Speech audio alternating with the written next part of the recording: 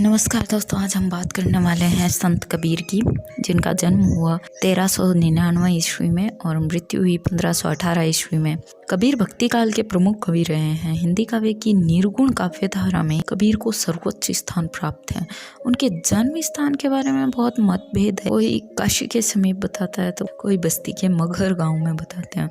उनके पिता का नाम नीरू और माता का नाम नीमा बताया जाता है। इसी प्रकार उनकी पत्नी का नाम लोई और पुत्र का नाम कमाल बताया जाता है। यद्यपि कबीर स्वयं पढ़े लिखे नहीं थे, तथापि उनकी कविता का जितना गहरा प्रभाव लोगों के मन पर पड़ा है, उतना हिंदी के किसी अन्य कवि की कविता का नहीं। बड़े होने पर वे गुरु रामानंद के शिष्य बन गए।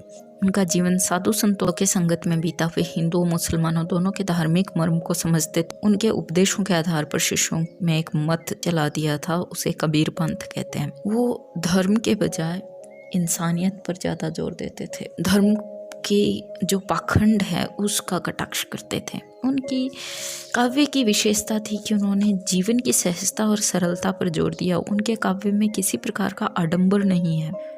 उनकी भाषा को सधुक्कड़ी भाषा कहा जाता है, जिसमें अनेक भाषाओं के शब्द मिलते हैं। उन्होंने काव्य के माध्यम से हिंदुओं और मुसलमानों में प्रचलित अंधविश्वासों और कुरीतियों पर प्रहार किया और ऊंच नीच के भेदभाव को दूर करने की बातें की। वे सब धर्मों की समानता के समर्थक थे। उन्होंने राम और रहीम की एकता को प्रतिपादित कर हिंदू मुसलमानों में ऐक्य स्थापित करने का प्रयत्न किया। उनके काव्य में बाह्य आडंबर का विरोध, मन की शुद्धता पर बल दिया गया।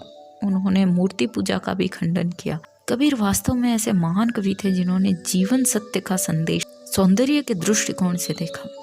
जीवन की स्वाभाविक और सात्विक क्रियाशीलता में ही उनके धर्म की व्यवस्था है, जिसका प्रसार उन्होंने शब्दों और साखियों में किया है। कबीर ने बाह्याडंबर, वाणी की शीतलता, मन क्रिया व्यापार, परोपकार, अनन्य प्रेम, सुमति, दुर्मति, सज्जन दुर्जन की पहचान, बोलने का ढंग और निंदा के संबंध में कई साखियाँ लिखी हैं और इन साखियों में पाखंड और बाह्याडंबर पर चोट की गई है।